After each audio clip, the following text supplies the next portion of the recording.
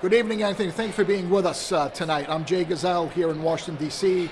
I've been in Washington for 39 years, actually. I worked in the Senate Foreign Relations Committee for 12 years, and since then I've had my own consulting practice. But being Lebanese and Lebanese American, I was born in Beirut, you know, the heart always leads one to Lebanon. And so I've been involved with many terrific Lebanese causes. One of them is the American Task Force on Lebanon.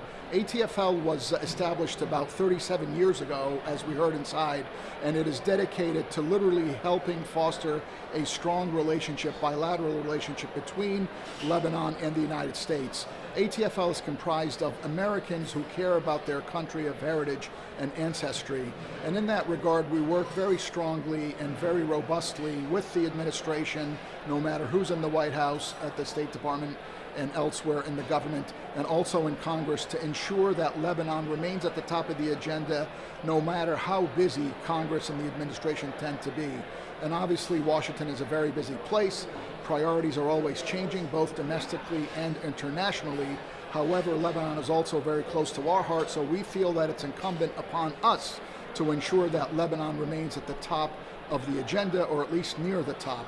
And in days like today, certainly since 2019, when the country has been experiencing some awful economic and political crises, we've been working to our utmost abilities to ensure that Lebanon receives as much bilateral assistance as possible. In that regard, in 2019, we helped ensure that Lebanon received about $750 million in assistance, both security, humanitarian, and economic assistance. That includes everything from water development, water treatment, and economic assistance in terms of education, healthcare, etc. And we do that year in and year out. In doing so, you have to work with both the administration at the beginning of the fiscal year and then in Congress, which in the United States, Congress is the one that has the authority in ensuring how much aid is devoted to each country. And so we're in that process again, where the budget is being negotiated in Congress, and we are doing that. And in this room tonight, you will see folks from both the administration and from Congress. In fact, sitting with you tonight are members of the Senate staff that work on the Appropriations Committee, which is the budget, where the budget is debated, and they understand what's happening in Lebanon, and thankfully they tend to be supportive of providing additional assistance to Lebanon.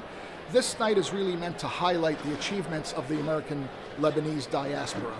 What you will find is that Lebanese are incredibly successful outside of Lebanon, and one question that we always have is, why can't they be equally successful and appreciated inside Lebanon's borders? And this is something that you hit on in your shows, which is why your show and what you do is so important, to ensure that the diaspora stays close to its country of heritage, to Lebanon.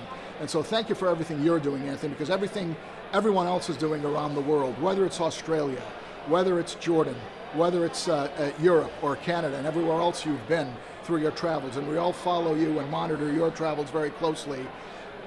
What you do and what we do, everything that everybody else is doing, pales by comparison, because you're doing it. You are the goodwill ambassadors, what we keep saying, of Lebanon literally across the world. Your followers across the social media platforms is nothing short of remarkable. You have literally catapulted Lebanon across everyone's living room, whether they're watching it on TV or across their phones and iPads.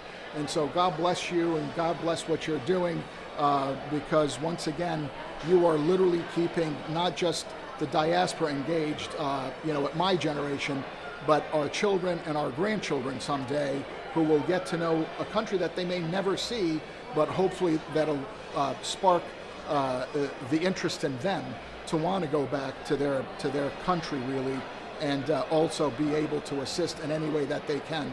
There are so many worthy causes in Lebanon, and certainly the United States has many such organizations that are dedicated to Lebanese causes, whether it's the universities, whether it's the orphanages, whether it's the philanthropic organizations, whether it's the ATFL, whether it's Renee Mawad Foundation, whether it's the LAUs or the Holy Spirit Universities or AUB, whether it's Notre Dame University, whether it's the parochial schools, certainly the public schools, the hospitals, There are so many terrific causes. And you know, Washington is the crossroads of many different communities in the United States, and they all tend to come to Washington either to fundraise or to raise awareness about their cause. And the Lebanese American community tends to be very generous and very much eager to learn more about what's happening, and people tend to support these terrific causes. So thank you for coming to Washington tonight to be with us at the ATFL Gala. Hopefully you will be an annual visitor for this, and you will help shine a light on what ATFL is doing, but really more importantly what the diaspora is doing to shine a light on Lebanon and to help the United States government find the ability to do the right thing when it comes to U.S.-Lebanon relations and U.S. policy towards Lebanon. اليوم كان عندنا اجتماعات بالوايت هاوس، وكان عندنا اجتماعات مع آموس هوكستين، وكان عندنا اجتماعات بالستيت ديبارتمنت كمان مع الديبتي سكرتري اوف ستيت، وبحثنا لبنان، بحثنا أهمية لبنان لأمريكا، وإنه لبنان صديق لأمريكا بالنهاية، ولازم أمريكا تدير بالها عليه، إن كان مساعدة الجيش، مساعدة المؤسسات، مؤسسات العلم. هيدي شغلتنا نحن هوني نفرجيهم أهمية لبنان وليش لبنان مهم لأمريكا.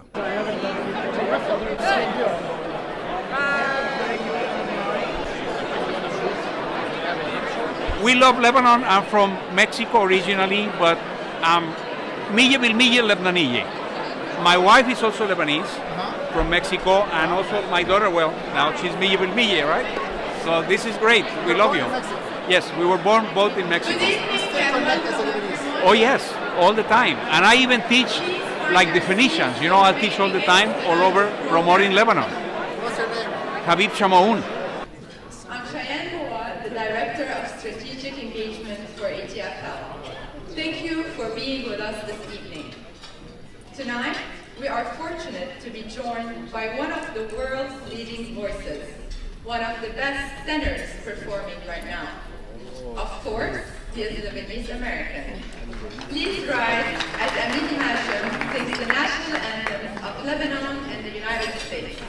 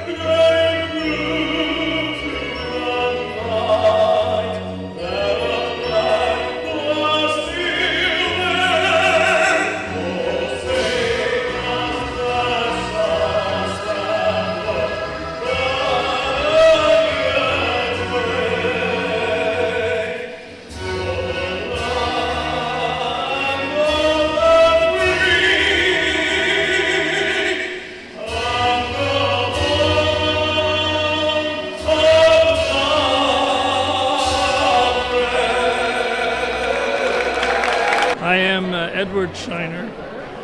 I'm Director of Alumni and Special Projects at Lebanese American University in New York. My grandparents came from Lebanon in 1902. My father's father came from the village of Qardim in Batum. My great-grandfather's name was Shaina Nosif Daga. Family name is Daga. My grandfather came to Ellis Island in 1902.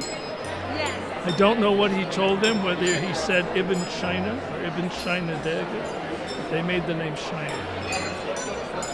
So my parents were born in Pennsylvania in 1907.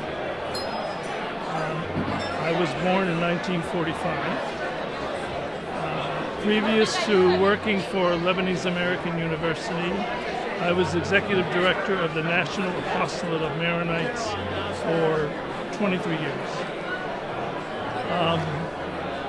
I've been with LAU now for almost 18 years. I do alumni relations, I do development, fundraising, meeting and event planning. How someone third generation Yes, still identifies as a Lebanese and still is connected to Lebanon? because I grew up in a small town in northeastern Pennsylvania in a very Lebanese community. When I got older, I realized it was basically a Lebanese village. My grandfather built the Maronite church in the town. I grew up in a house behind the church. Everybody within about a 6-8 block radius was either from Lebanon, Lebanese connected. Everybody knew each other. Everybody was related. We were in a Lebanese village. I didn't know it at the time when I got old. My regret is that I never really learned the language. My mother spoke perfect English, but she spoke Arabic when she needed to. But as a kid, it wasn't something that... For every Lebanese outside of Lebanon, you would say, do not forget to learn the language. Absolutely. If people are having little children they absorb like a sponge. They can learn it. How do you still work for Lebanon or connect to Lebanon or support Lebanon? Through Lebanese American University, through my work for the Maronite Church for almost a quarter of a century. I'm very proud of my roots. I'm happy to do whatever I can to help the country, especially these days. At LAU, we have been working tirelessly to raise money for scholarships and financial aid, especially during this latest crisis. And we want to do whatever we can. This is one of the most difficult periods in U.S. foreign policy in the Middle East. Many of you are really affected by the war between Israel and Hamas, very directly in some cases, which has dramatically raised the temperature at home, and especially by the loss of innocent lives in Lebanon, Israel, and Palestine, and by the terrible suffering due to the humanitarian crisis in Gaza. Tonight, however, we got to focus on Lebanon and on highlighting our strong partnership with the U.S. Congress and the Biden administration to safeguard the Lebanese people from greater danger potentially because of an increased violence in the South. Could be an all-out war, as well as the dire economic, political, and humanitarian needs that they suffer. So that's what we want to focus on tonight. You know, I want to say to you all that ATFL is a product of patriotic American Lebanese who have never forgotten their roots. And many of you here today have also given tremendously in charity and other ways to that country of Lebanon. And we want to thank you for not only helping the causes you believe in, but helping make ATFL what it has become today. You know, our special sauce at ATFL is based upon certain principles that we haven't abandoned for the past 37 years. We are first and foremost proud Americans. And we work to support the exceptional role of the United States in Lebanon to protect and project democratic values of freedom, rule of law, and a secure and sovereign Lebanon. We're bipartisan, and we are multi-confessional. We care about the whole of Lebanon, north to south, not just one region or one political party. And our integrity, which we've developed for decades, over decades, is our most guarded asset. And we work hard to protect the trusting relationships that we developed in government and the private sector. Now, most of all, we don't think we know it all. I want to pause here because that's a phrase you don't often hear in Washington. I want to say we don't know it all. And this has driven us to develop partnerships with other groups. And I want Ed to just stay here for a minute because he's mentioned the work that everybody else has done and the team we have, which is great, and the leadership we have throughout the country. But it's now been 10 years since Ed was chosen by the ATFL board to be our president and CAO. And in that time, under Ed's leadership, ATFL has accomplished an incredible amount. We've tripled the size of our operations. We've conducted 11 delegation trips to Lebanon. After the Beirut explosion in 2020 at the request of the State Department, Ed helped galvanize the community, and ATFL helped raise $50 million in in-kind donations of medicine and medical supplies to the people of Lebanon.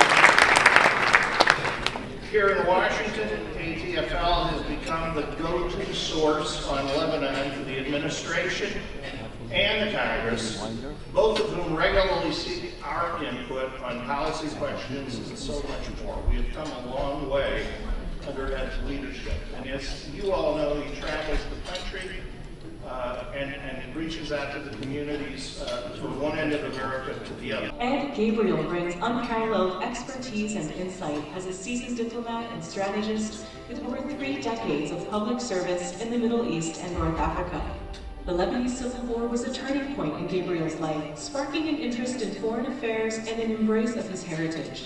Motivated to make a difference as a Lebanese American, he became a founding member of ATFL, visiting Lebanon for the very first time in 1994 as part of an ATFL delegation.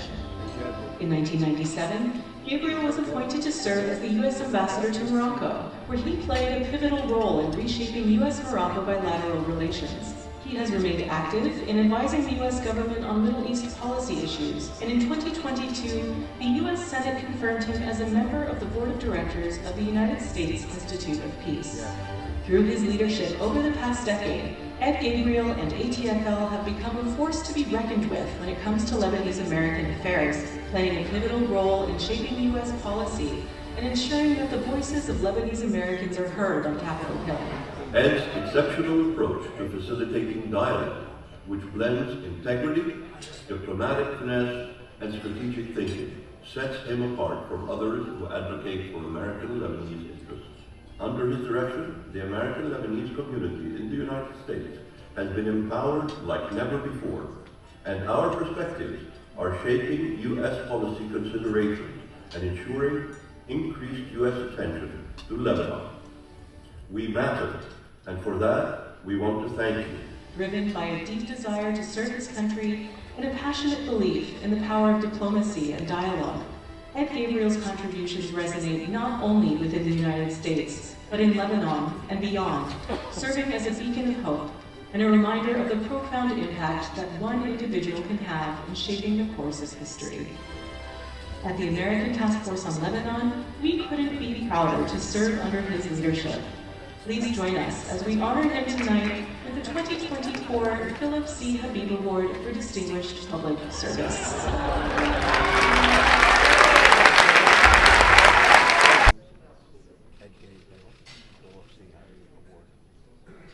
It's an amazing thing to be humbled to come to this event with so many of you and to feel like it's a homecoming, to know how much we appreciate what's happening in Lebanon, how much we care, and how much this community cares about both Lebanon and the United States. If we can commit and double down on the reform agenda, on making sure that we have more than 2 to 4 hours of electricity a day off the grid and make it 12 to 24 hours a day, there's no reason why not. If we can make sure that the economy is running properly and appropriately, then all the next generation of Lebanese will use the same kind of entrepreneurial spirit to build those businesses and startups in high-tech and in everything else in Lebanon. I believe it because I know it's true, because we all run into all of this entrepreneurship everywhere we go in this room and beyond. So I think it's true that we have to get the stability back to the blue line, and I make a commitment and tell you there is a lot of hope there. And I do believe that we will succeed and we will be able to bring back stability and security along the blue line. Winners tonight who obviously are a reflection of our Lebanese values and what it means to be Lebanese. And Senator Jean Shaheen is well deserving of that. Also Eli Saab and Layla Fidel, great Americans. And so I want to acknowledge them. Again, I want to thank all of you and look forward to working with you to continue with our goal of making Lebanon a prosperous, sovereign, and independent country. Thank you,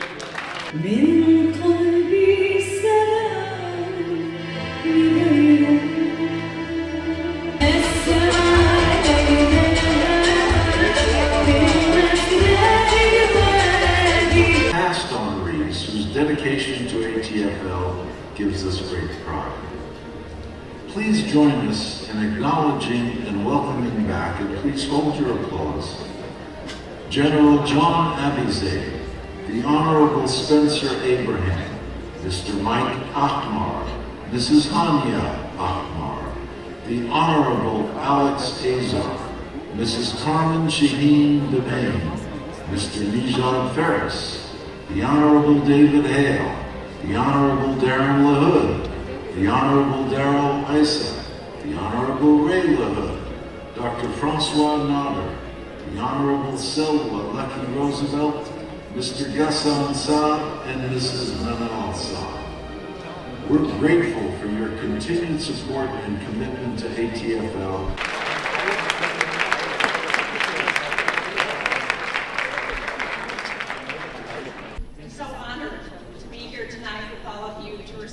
Award, and the fact that I'm getting the same award that you've gotten makes it doubly special. So thank you. You know, for me, growing up in the Midwest, having that exposure to the Lebanese community, to recognize and appreciate your amazing traditions, your cultural heritage, your food. I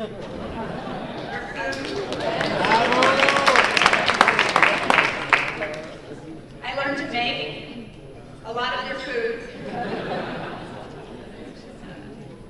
I learned the dubki. But nobody told me I would have to follow Mia on the stage. She has such a beautiful voice.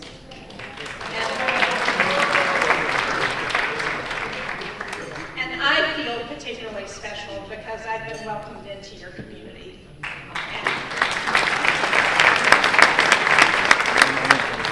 And tonight we see very clearly the contributions of the Lebanese community in the United States and in the world. The entrepreneurs, the artists, the singers, the philanthropists, and Amos, as you said, everywhere we go, we find somebody who's Lebanese too.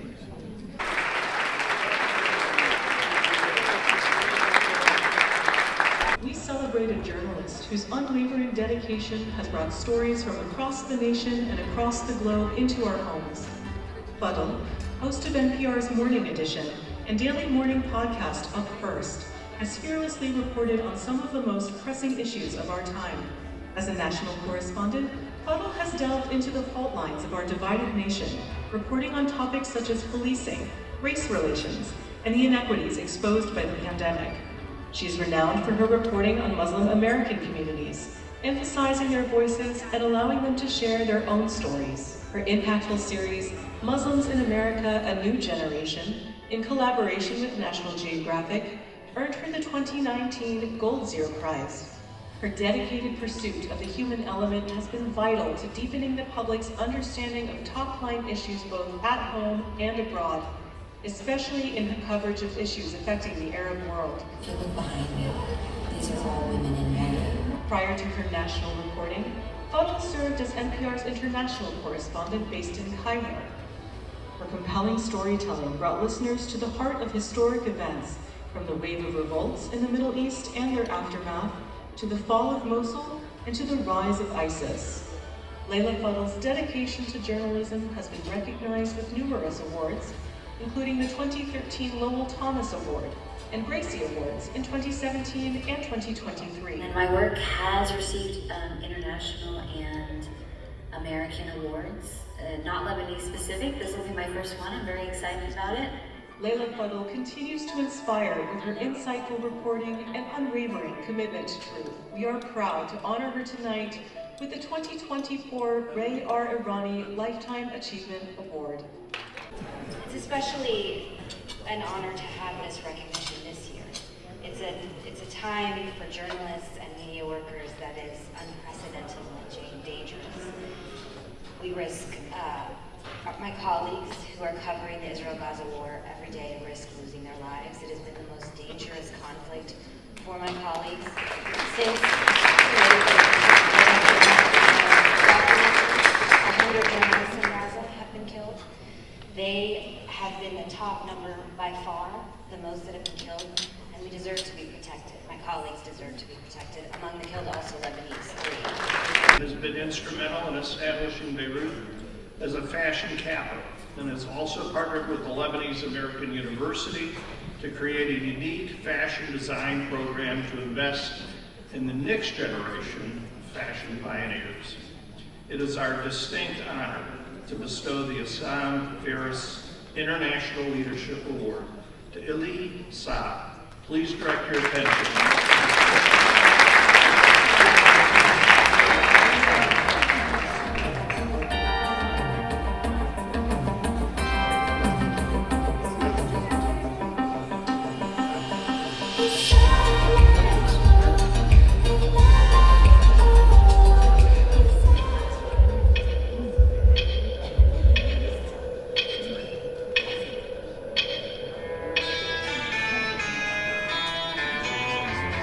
These images from the 60s and 70s of Beirut have never left Elisab. This golden age has always been an inspiration for his work. These mesmerizing times of love and peace to a beautiful memory that is destined to remain alive. When remembering his childhood, Elisab sees images of his elegant mother and the glamorous men and women of his city. A vibrant Beirut, gleaming with life, joy and festivities, admired by people from around the world.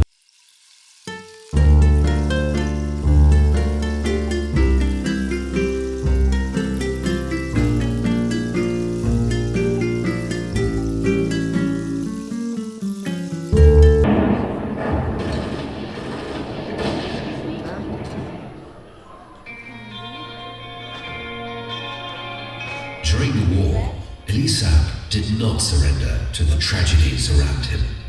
Using his designs as an escape, he launched his first collection at the mystical Casino de Lebanon, just before carrying his dream to Rome and making his debut on the international scene.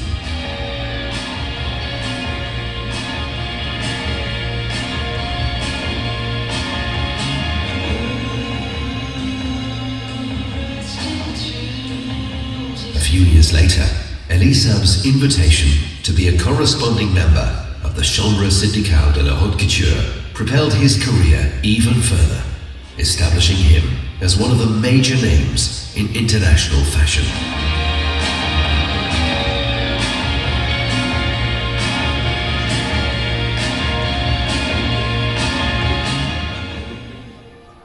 Rich in exceptional heritage, the house now has a community of more than 1,000 talents worldwide and is present in more than 10,000 points of sale. Elisab pushed beyond the forefront of fashion, offering diversified lines from haute couture, ready-to-wear and bridal to accessories, eyewear, children's wear, watches and fragrances, and has expanded into furniture with its signature Elisab Maison line and into real estate development, partnering with some of the world's most prestigious real estate developers, growing to become one of the world's leading luxury lifestyle brands.